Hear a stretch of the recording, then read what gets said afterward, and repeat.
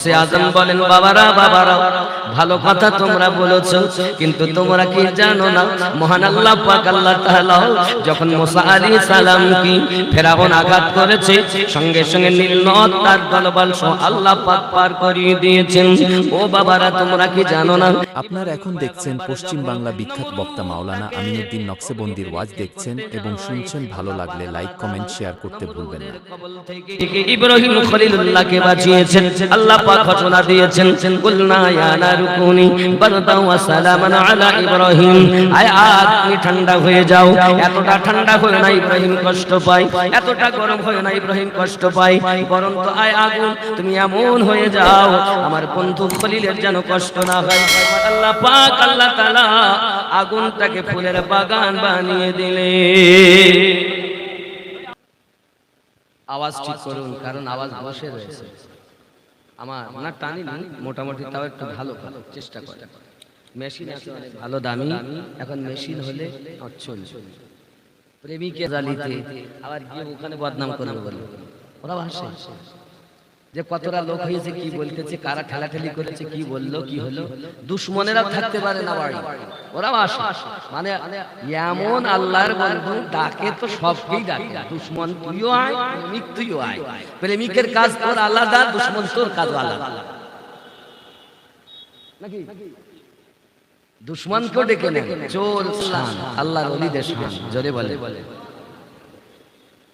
আমার কথা বুঝতেছেন না? রাগ হচ্ছে? আমরা আমি নবীজির পাগল, আমি মদিনার পাগল, আমি নবীজির পাগল, আমি মদিনার পাগল। মদিনার ধুলাবালি, মদিনার ধুলাবালি মোর নয়নের কাজল, আমি নবীজির পাগল, আমি মদিনার পাগল। আমি নবীজির পাগল, আমি মদিনার পাগল। মদিনার ধুলাবালি মোর নয়নের কাজল, আমি নবীজির পাগল, আমি মদিনা। আরো জোরে, আমি নবীজির পাগল, আমি মদিনা। খুব জোরে, আমি নবীজির পাগল, আমি মদিনা। আমি নবীজির পাগল, আমি মদিনা। মদিনার ধুলাবালি মোর নয়নের কাজল, মদিনার পাগল, আমি নবী। জোরে করে সুবহানাল্লাহ। আমার মনে নবী নবী দুই চোখে মদিনার ছবি, আমার মনে নবী নবী দুই চোখে মদিনার ছবি। নবীর প্রেমে দিতে রাজি, নবীর প্রেমে দিতে রাজি মোর জীবনের সকল। আমরা নবীজির পাগল, আমরা মদিনা পাগল, আমরা নবীজির পাগল, আমরা নবীর প্রেমে দিতে রাজি আমার জীবনের সকল। আমি নবীজি, আমি একটু জোর হবে না বাবা? নবীজির পাগল হন জগতে লাভ, পরে জগতেও একটু জোরে আওয়াজ দেন। আমি মদিনা, আমি নবী পাগল, আমি নবীজির পাগল, আমি মদিনা।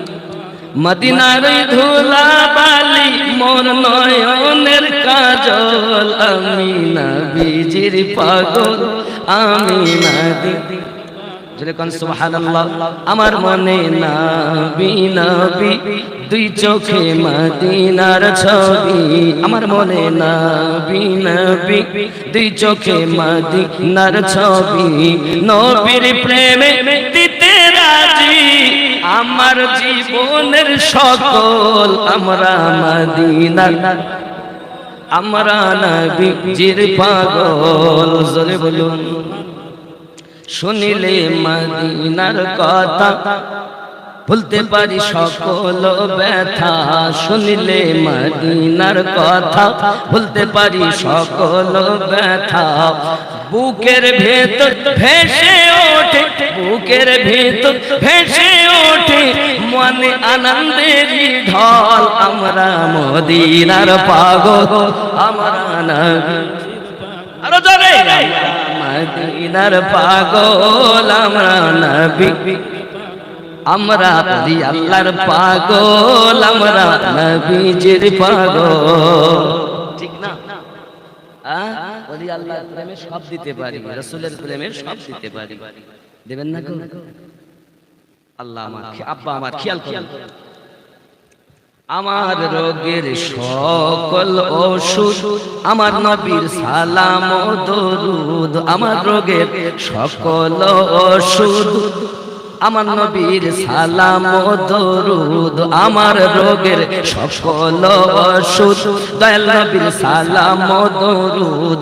ভক্তি চিত্তে পড়ি যখন, ভক্তি চিত্তে পড়ি যখন অসুস্থ সবল আমি নবীজির পাগল, আমি মদিনার পাগল, আমি মদিনার পাগল, আমি নবী নবীর প্রেমে দিতে রাজি আমার জীবনের সকল, আমি মদিনার পাগল, আমি নবীজির পাগল। আল্লাহুম্মা সাল্লি আলা সাইয়্যিদিনা মাওলানা মুহাম্মদ ওয়া আলা আলিহি।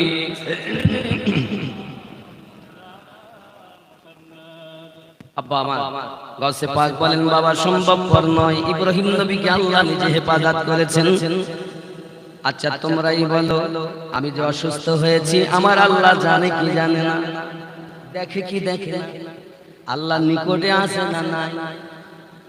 আল্লাহু লা ইলাহা ইল্লা হুয়াল হাইয়ুল কাইয়্যুম লা তাখুযুহু সিনাতুন ওয়ালা নাউম।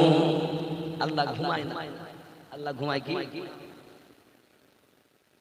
আয় আমার বান্দা বান্দি, আমি যদি ঘুমিয়ে যাই পৃথিবী ঘুমিয়ে যাবে। আল্লাহ সব ঘুম থেকে পবিত্র, খাওয়া থেকে পবিত্র, জন্ম থেকে পবিত্র। আরো জোরে বলুন সুবহানাল্লাহ। আল্লাহ পাক বলেন, আমি সব মালিক, এই জগতের মালিক, পর জগতেরও। লাহু মুলকুস সামাওয়াতি ওয়াল আরদ, আমি আসমানের মালিক, আমি জমিনের মালিক। আরো জোরে বলুন না ইয়া রাসূলুল্লাহ। এই বন্ধু আমার, যে আল্লাহ সবকিছু জানেন, সবকিছু খবর রাখেন, ওই আল্লাহ পাক আল্লাহ তাআলা ঘোষণা দিয়েছেন, আমার বান্দা বান্দি চিন্তার কারণ নাই। وَنَحْنُ أَقْرَبُ إِلَيْهِ مِنْ حَبْلِ الْوَرِيدِ, আমি তোমাদের শাহী রগের থেকে আরো নিকটে আছি।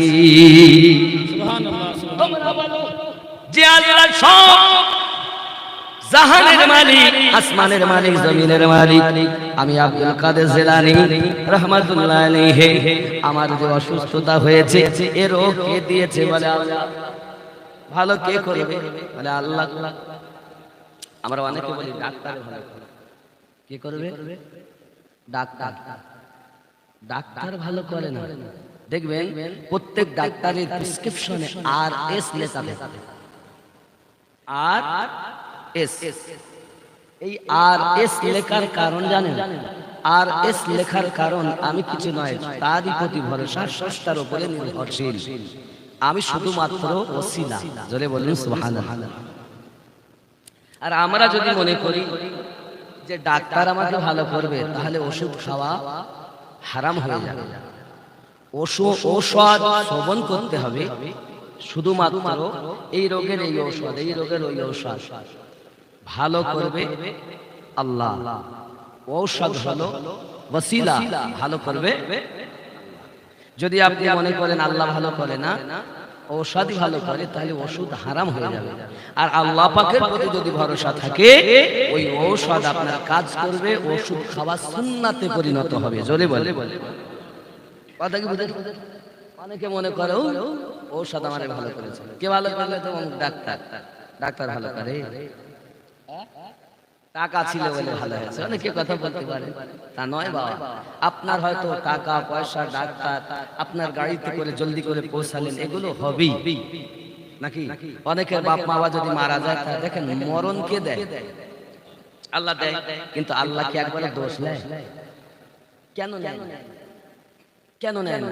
তার দয়ায় বেঁচে আছে, তার হুকুমে মৃত্যু হবে, তার হুকুমের বাইরে একটি দানা পর্যন্ত কেউ কোথায় খেতেও পারে না, ঠিক কিনা?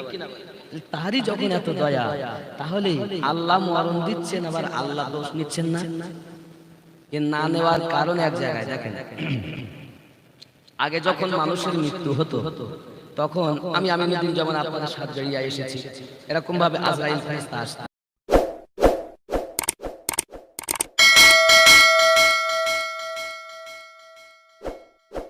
মাত্র আদরের মেয়ে, 5টা পুরুষ সন্তানের পরে বেটার পরে একটি বিটি, আবার অনেকের ঘরে 4টে মেয়ের পরে একটাই বেটা। যদি এসে বলে নিয়ে যাবো, দেয়? ঘর করেছে কষ্ট করে পিতা, এখন এসে বলছে ছেলেরা শোনো, তোমার আব্বার এখনই মরণ হবে, আমি আজরাইল রূহ দিতে এসেছি। কেউ দিতে চায় না, কান্নাকাটি করে। আল্লাহর ফেরেশতা আজরাইল আলাইহিস সালাম মানুষের রুজি থাকতে তার নিয়ে যান, নিয়ে যান, নিয়ে যান না। এক লুকমা থাকা পর্যন্ত কারো মৃত্যু হবে না, সবাই বদনাম করে। ঠিক এই রূপ করতে করতে কান্নাকাটি করলেও ছাড়ে তো না। আল্লাহর হুকুমে এসেছেন, নিয়ে যাবেন।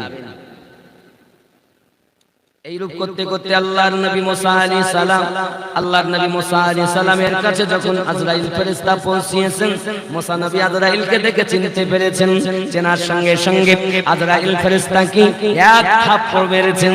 এক থাপ্পড় মারার সঙ্গে সঙ্গে আজরাইল ফেরেশতার একটা চোখ বেরিয়ে এসেছে। জোরে বলুন।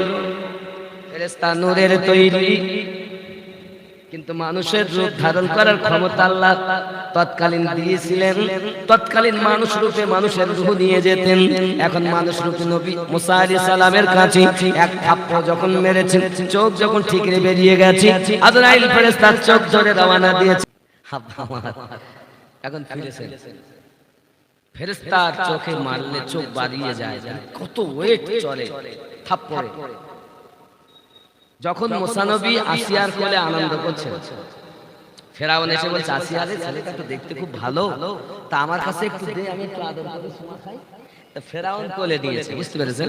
কোলে নিয়ে আপনাকে এমন করে আদর করছে না, চুমা খাইতেই যেই যাবে, মনে করেন এই আছে কোলে, চুমা খেতে যাবে। আর যেই চুমা খেতে গেছে, মুসা আলাইহিস সালাম ছোট অল্প বয়স, এক থাপ্পড় মেরেছে। এক থাপ্পড় মারার সাথে সাথে ফেরাউনের গাল ধরে ফটফট আরম্ভ করে দিয়েছে। বিবি আসিয়া বলে, তুমি অমন করছো কেন? বাচ্চারা চরম করি, আদর যত্ন করতে হলে দাড়ি ধরে টানে মারে, আর তুমি অমন করছো কেন? বলছে, বিবি মেরেছে তো আমাকে, চরের ওয়েট কত আমি জানি। শুধু তাই না, কিপ্তি সম্প্রদায়ের একটা মানুষকে এক চর মেরে মুসা নবী জানে মেরে দিয়েছে। হযরতে আলী কারামাল্লাহু ওয়াজহুল কারীম, এ গেল নবীদের পাওয়ার, ওলিদের পাওয়ার দেখেন, ওলিদের বেলায়েতের পাওয়ার হাউসের পাওয়ার দেখেন। আবু জাহেল যখন কপালে মাওলা আলী কাবা শরীফে জন্ম নেওয়ার পর বাইরে আসায়, যখন কপালে আলী রাদিয়াল্লাহু তাআলার চোখে এই কপালে তিলক দিতে গেল, এক চড় মেরেছিলেন 3 দিনের শিশু হযরত মাওলায়ে কায়নাত, এক চড়ে আবু জাহেলের গর্দান বেঁকিয়ে দিয়েছিলেন। জোরে বলে। সারা জীবন আবু জাহেল সামনে চলছে, তো লোকে মনে করতো পিছনে দেখতেছে। নবীর চরে কীর্তি সম্প্রদায়ের মানুষ মরেছে, নবীর চরে ফেরাউনের চোখে তারা দেখেছে, নবীর চরে মালাকাল মাউতের চোখ বেরিয়ে এসেছে। আল্লাহর ওলি মাওলায়ে কায়নাতের থাপ্পড়ে আবু জাহেলের গর্দান বেঁকে গিয়েছে। বাবা মা খেয়াল করুন, আজরাইল ফেরেশতা বলেন, আল্লাহ এখন কি হবে? আমার তো চোখ বেরিয়ে গেছে। আল্লাহ আল্লাহ কুদরতে ভালো হয়ে গেলেন। আল্লাহ পাক বলেন, মুসা, যদি আমার মুসা আলাইহিস সালাম, আজরাইল শোনো, আমার মুসা নবী, আমার খলিল, আমার কালিমুল্লাহ, কাউকে আমি আল্লাহ খলিলুল্লাহ, কাউকে জবিউল্লাহ, কাউকে কালিমুল্লাহ বানিয়েছি। কালিমুল্লাহ যদি না ইন্তেকাল করতে চায়, ও যাতে রাজি আমি আল্লাহ তাই কবুল করব। কি হবে? যাও তুমি আবার যাও। উনি গেলেন, যাওয়ার পরে বলছেন, ওগো মুসা আলাইহিস সালাম, আপনি যদি ইন্তেকাল না করতে চান তাহলে একটা গরুর গায়ে হাত দেন, আপনার হাতের নিচে যতটা লোম আসবে আমি আল্লাহ ততটা আয়ু আপনার বৃদ্ধি করে দেব। কে এসে বলছে? মালাক। এমন সময় মুসা আলাইহিস সালাম বলছেন, যদি তাই হয়, এতটা আয়ু যদি আমার বেশি হয়, তারপরে আমার কি হবে? মৃত্যু হবে, তারপরে মরণ।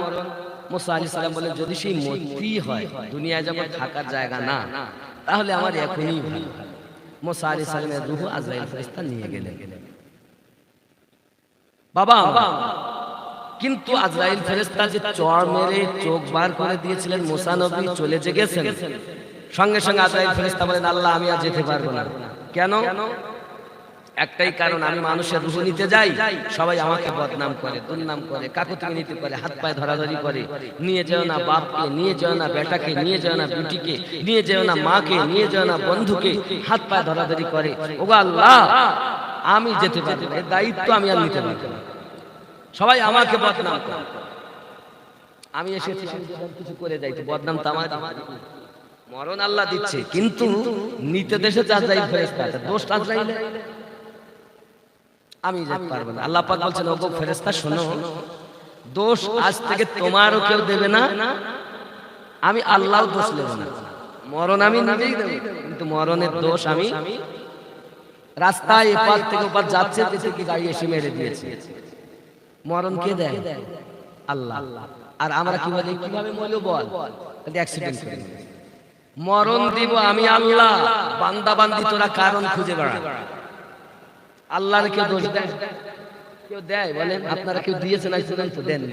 ওরে ওর বাপকে যদি ভালো করে ডাক্তার দেখাতে, কি মরতো, ওরা আসলে টাকাই দেয়, ডাক্তারই দেখাই তাই মারা। আল্লাহকে দোষ দেয় মানুষ, মানে আল্লাহ মরণ দেন, তিনি দোষ নেন না। আমি আল্লাহ মরণ দেব, তোরা কারণ খোঁজ। আমরা তাই করি নাকি? বলে কথা বলে, বলছি না ঠিক বলছি? এটাই তো। কাউকে গুলি করেছে, দেখে তো গুলি না করলে মরতো না, আসলে ওর মরণ ওইভাবে আছে, দোষ আল্লাহ নেবেন। চলে যাচ্ছে রাস্তা দিয়ে, হঠাৎ বাস আগুন ধরে গেল, সব মানুষ মরে গেল, ওইভাবেই লেখা ছিল। আপনি কি আল্লাহকে মনে করেছেন আল্লাহ কিছু জানেন না? এ বাবা, আল্লাহ তো সামিউন বাসীর, আল্লাহ সব জানেন, সবই তারই খেলা। বাবা আমার, মানুষ মৃত্যু বরণ করার 40 দিন আগে তার নামে যে লেখা আছে তুবা গাছে পাতায় তার নাম, ওই পাতাগুলো ঝরে আজরাইলের সম্মুখে পড়ে যায় 40 দিন আগে। যদি বাসে 100 লোক মারা গেল, তো 100 লোকের নামের তালিকা 40 দিন আগে আজরাইল ফেরেশতার সামনে পড়েছে, তাই তার মৃত্যু হয়েছে। দেখেন, বাসে যাচ্ছে, যাবে বাপ মা শ্বশুর শাড়ি একসঙ্গে যাচ্ছে, যে দিকে দেখে জামাই ছুটে গেল, জামাই ছুটে গেল, বাসটাই আগুন ধরে অ্যাক্সিডেন্ট হয়ে চলে গেল, বেঁচে গেল। এরকম হয়নি? ওর নামের পাতা পড়েনি, তাই বাসে চাপতে পারে। ট্রেনে যাচ্ছে, এই কিছুদিন আগে ট্রেনে আগুন ধরে পাল্টি হয়ে গেল, কেউ মরেছে, লাশ পচে দুর্গন্ধ হয়ে গেছে। যাদের মরণ ছিল মরার 40 দিন আগে, তাদের নামের পাতা মালাকাল মউতের সম্মুখে ঝরে পড়েছে। এটাই হলো আমাদের ঈমান, আর তাদেরই মরণ হয়েছে। জোরে বলে বোঝা যাচ্ছে? আপনি বুঝতে পারছেন তো নাকি? আপনারা ঈমানে ত্রুটি করবেন না। মহান আল্লাহর প্রতি কারো আমাদের নাই দুঃখ, যদি মানুষের হাতে থাকতো তাহলে মানুষ সব শেষ করে দিত। হযরত আব্দুল কাদের জিলানী রাদিয়াল্লাহু তাআলা বলেন, বাবারা আমার আল্লাহ আমার সমস্ত রোগ কি খবর রাখেন কিনা, আমার দেহের জ্বালা যন্ত্রণা আল্লাহ খবর রাখেন কিনা বলো। সবাই ভক্তরা বলে, হুজুর আপনার সমস্ত কিছু দায়িত্ব আল্লাহ পাকের, আপনি আল্লাহ পাকের বিনা অর্ডারে এক লোকমা খাবার খেতে পারেন না, আল্লাহ পাকের বিনা দয়ায় আপনি একটু পানি পান করতে পারেন না। বাবারা মনে করেন আমরা খেয়েছি তার ভর্তি করে, এবার যদি আমাদের হজম না হয়, ভিতরের মেশিন যদি ঠিক মতো না চলে, এই মেশিন গুলো চালার দায়িত্ব কার? আল্লাহ। বন্ধু আমার হজম হলো, পায়খানা পেশাব হয়ে বার হয়ে গেল, হজম হয়ে গেল, যেখানে যেটা দেওয়ার দরকার, কোথাও ক্যালসিয়াম তৈরি হলো, কোথাও যাই আপনার দেহের যত রকমের খাদ্য প্রয়োজন খাবার আপনার দিয়ে সেখানে সেটা কাজ করিয়েছে। এইটাই হলো আমার আল্লাহ পাকের দয়া। তুমি ওই আল্লাহকে ডাকো, সেই আল্লাহর ইবাদত করো যে আল্লাহ তোমাকে এত ভালোবাসে। তোমার মা, তোমার বাপ, তোমার বন্ধু, তাদের থেকে বেশি পরিমাণ আল্লাহ পাক তোমাকে ভালোবাসেন। আল্লাহ পাকের ভালোবাসা কেমন জানো বাবা? আব্বা আমার, আপনি সমুদ্রেতে যাবেন, অঙ্গুলি মোবারকা যখন অঙ্গুলি আপনি ডুবাবেন, আপনার হাতের আঙুল ডুবিয়ে দেন, ওই সাগর থেকে আপনি পানি উঠাবেন, নদী থেকে পানি উঠাবেন, পুকুর থেকে পানি অঙ্গুলিতে করে আঙুলে করে তুলবেন। বলেন আপনার আঙুলে পানি উঠবে কতটা?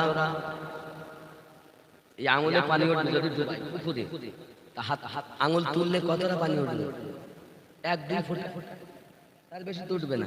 তাহলে এই 1-2 ফোঁটা পানি হলো মা বাপের ভালোবাসা সন্তানের জন্য। আর সাগরে যত পানি, এতটা দয়া হলো আল্লাহর বান্দা বান্দির জন্য। তবু আল্লাহকে সুদ খাই আল্লাহ আমাদের বাঁচিয়ে রেখেছেন, মদ পান করে বাঁচিয়ে রেখেছেন। ওরে আমার সোনা মানিকেরা, আল্লাহকে তো আমরা চিনলাম না। বাবারে আমার, আল্লাহ এক, আল্লাহ কখনো বেশি নয়, এক আমার আল্লাহ। যারা বলে না না না পৃথিবীতে আরো অনেক রয়েছে, তাদের ইমানের ভিতরে ত্রুটি রয়েছে। নিয়মিত ভাবে সূর্য উদিত হয়, নিয়মিত অস্তমিত হয়। আব্বা আমার, আপনারা বলুন, যদি আল্লাহ একজন না হতেন, সূর্য অন্য দিক থেকে উদিত হতো। কখনো বলতে একটু পরে উঠ, কেউ বলতো না একটু পরে ডোবা, কারণ একজন আল্লাহ, এটাই সূর্য ওঠা ডোবাতে বোঝা যায়। আচ্ছা বলেন, সূর্য আকাশ দিয়ে যায় তো? আমার মনে আমি চিন্তা করি, সূর্য কি প্রতিদিন একটা করে ওঠে নাকি? একটু ভাবেন, আমার কথাটা চিন্তা করে। যারা শিক্ষিত ছেলেপিলে আছেন, প্রতিদিন আমরা দেখি পূর্ব দিকে উদিত হয়, পশ্চিমে অস্তমিত নাকি? তাহলে দেখতে পাচ্ছি প্রতিদিন, কিন্তু তারপরে আবার তলা দিয়ে গিয়ে কি ওঠে থাকি জানি, মাটির তল দিয়ে। প্রতিদিন যেতে দেখি, আসতে তো দেখি নাকি? আমার কথা বুঝতেছেন? প্রতিদিন যেতে দেখে, আসতে কেউ দেখেছে? কোন দিক থেকে আসে? এটাই আমার আল্লাহর খেলা, জোরে বলে। তবু আল্লাহকে যেতে দেখে, আসতে কেউ। তাহলে সূর্য যায় কোথায়? বলছে আল্লাহ সূর্যকে পাওয়ার দিয়েছেন, অস্তমিত হয়ে পাহাড়ি অঞ্চলে গিয়ে আল্লাহর কুদরতি কদমে সেজদায় পড়ে যায়। বলেন সুবহান। সূর্য আল্লাহ সেজদা করে, মানুষ নামাজের কথা বললে রাগ হয়, রোজার কথা বললে রাগ হয়, হজের কথা বললে হয় না বাবা। বন্ধুরে আমার, খুব ভালো করে ব্রেনের ভিতরে রাখুন যে আল্লাহ আপনাকে আমাকে সৃষ্টি করেছেন, সেই আল্লাহকে আমরা চিনলাম না বাবা। হযরত গাউসে আযম আব্দুল কাদের জিলানী রাদিয়াল্লাহু তাআলা বলেন, বাবারা যে আল্লাহ আমাকে দুনিয়ায় পাঠিয়েছেন, ওই আল্লাহ আমার রোগ মুক্ত করবেন। আমি কোন ডাক্তার কবিরাজের পক্ষপাতী নই। যদি আমি ডাক্তার দেখাতে যাই, তাহলে আমার মালিকের নাফরমানি করা হবে। আমি যাব না। সঙ্গে সঙ্গে হুজুর বলেন, বাবা আমার একটু পেশাব করার প্রয়োজন। অসুস্থ উঠতে পারেন না গসে পা, এমন সময় একটা পাত্র এনেছেন, হুজুর আমার পেশাব করলেন, তাতে পান্দানিতে পেশাব করার পরে ভক্ত মুরিদেরা বলেন, হুজুর আপনাকে যেতে হবে না, আপনি যদি একবার অর্ডার করেন তাহলে আমরা এই পেশাবগুলো হাকিমকে দেখাতে পারি, কবিরাজকে দেখাতে পারি। এই পেশাব দেখে তারা কোনো না কোনো ঔষধ আমাদেরকে দেবে, আপনি সেটাই খাবেন। সঙ্গে সঙ্গে হুজুর বলেন, ঠিক আছে, যদি তোমরা তাই ভালো বোঝো, পেশাব নিয়ে তার কাছে যাও। গাউসে আজম আব্দুল কাদের জিলানী রাদিয়াল্লাহু তাআলা পেশাব যখন নিয়ে যাওয়া হয়েছে রে বাবা, সঙ্গে সঙ্গে হাকিম যখন পেশাব দেখে জিজ্ঞাসা করে পেশাবটা কার? ভক্ত মুরিদেরা বলে, হুজুর এই পেশাবটা, ওগো ডাক্তার বাবু, এই পেশাব হলো আমাদের পীর সাহেবের। হাকিম বলে, বাবা তুমি যে পেশাবের কথা আমাকে দেখাচ্ছ, পেশাব দেখাচ্ছ, এটা অন্য কোন রোগের তার দেহে হয়। পেশাব দেখে বোঝা যায় এর ভিতরে হলো প্রেম রোগ, আর এই রোগটা হলো আল্লাহ প্রেমের রোগ। কবিরাজ ওই ডাক্তার পেশাব দেখে নিজে কলেমা পড়ে নিয়েছে, আশহাদু আল্লা ইলাহা ইল্লাল্লাহু ওয়া আশহাদু আন্না মুহাম্মাদান আবদুহু ওয়া রাসূলুহু। জোরে বলুন না ইয়া ওলি আল্লাহ। বন্ধু আমার সোনা মানিক, ডাক্তার যখন কলেমা পড়ে নিয়েছে, কেন গো তুমি কলেমা পড়ো? বলে এই জন্য কলেমা পড়ি, এটা দুনিয়ার কোন সাধারণ মানুষের পেশাব নয়, যার পেশাব দিয়ে আল্লাহ প্রেমের সাক্ষী পাওয়া যায়, যার পেশাবে মুশকে আম্বারের সুগন্ধ ছিটিয়ে যায়। আমাদের কেউ যদি পেশাব করে সে জায়গায় যাওয়া যায় না, এত দুর্গন্ধ। মানে গাঁজা খেয়ে, মদ খেয়ে, মিথ্যা কথা বলে, শরিয়াতের খেলাফ কাজ করি, পেশাব পর্যন্ত খারাপ খারাপ নাকি? আর আল্লাহওয়ালাদের পেশাব দেখে অমুসলিমেরা কলেমা পড়ে আল্লাহর পথের পথিক হয়ে গেছে। কেন আমরা আল্লাহর দরবারে যাব? যাদের পেশাবের পাওয়ার এমন, জোরে বলুন সুবহানাল্লাহ। এজন্য আমরা আল্লাহ ওলির পাগল হয়েছে। বন্ধু আমার, গ্রামের ভিতরে আন্দোলন শুরু হয়েছে, পেশাব কেন সুন্দর হবে না? আমার নবী সাল্লাল্লাহু আলাইহি সাল্লাম একদিন অসুস্থ বাবা, দাসী ঝাড়ু দিচ্ছেন, পরিষ্কার করতেছেন। নবী আমার বলেন, পেশাবের বাবা আমার দরদি নবী রাতের বেলাতে পেশাব মোবারকা করে একটি পাত্রতে করে ঘরের ভিতরে রেখে দিয়েছেন। দাসী ঝাড়ু দিতে দিতে পিপাসা লেগে যায়, সঙ্গে সঙ্গে দেখে খাটের তলায় আপনার পানি রয়েছে, সঙ্গে সঙ্গে পান করে নিয়েছে বাবা। যেই না পান করে নিয়েছে, সোনা মানিক আমার প্রিয় নবী বলেন, কি ব্যাপার? পেশাব ছিল, ওটাগুলো বাইরে ফেলে দাও। আব্বা আমার এসে দেখা গেল পেশাব মোবারকা নাই, কোথায় গেল? সঙ্গে সঙ্গে দাসীকে জিজ্ঞাসা করে বোঝা যায়, হুজুর ওটা তো পেশাব ছিল না, এত সুন্দর শরবত আমি জীবনে দেখিনি।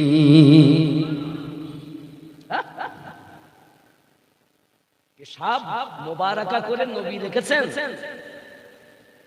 আর দাসী ওটা পান করে এত সুগন্ধ পান করে নিয়েছেন। ও বাবা, নবী পাকের পেশাব মোবারকা করে রাখার পরে দাসী পান করে খুশবু বলে, সুগন্ধ খাবার বলে, আমার নবী পাক সাল্লাল্লাহু আলাইহি ওয়াসাল্লামের ভক্ত গাউসে পাকের পেশাব দেখে ও মুসলিমেরা কলেমা পড়ে খুশবু দেখে। কত সুন্দর মিল দেখেন। আল্লাহর নবীর সাথে তাদের সম্পর্ক এই রকমই হয়ে যায়। আরো জোরে জোরে নবী পাক বলেন, যে তুমি আমার পেশাব মোবারক পান করেছো, তোমার বংশে যত সন্তান জন্ম নেবে সকলের দেহ দিয়ে সুগন্ধ বার হবে। জোরে জোরে রাস্তায় যেতেন, কোন মেহফিলে যেতেন, লোকে জিজ্ঞাসা করতো, বাবা কি আতর মেখেছো, কি পারফিউম মেখেছো, কি সেন্ট ব্যবহার করেছো, কোথা থেকে কিনেছো? বলেন না, কোন সেন্ট আতর আমি ব্যবহার করি না, যবে থেকে প্রিয় নবীর পেশাব মোবারক পান করেছি আমার দেহে থেকে মৃগ নাভির ন্যায় সুগন্ধ বার হয়। এই জন্য তো আমরা নবীজির পাগল, আমরা মদিনার পাগল, আমরা নবীজির পাগল, আমরা মদিনার ধুলাবালি আমার নয়নের কাজল, আমরা নবীজির পাগল, আমরা মদিনার পাগল। জোরে বল বন্ধু, লাগানোর প্রয়োজন হয়নি, আমার নবীর পেশাব পান করে নিয়েছে, সঙ্গে সঙ্গে ওই ব্যক্তি জাহান্নাম থেকে বেঁচে গিয়েছে।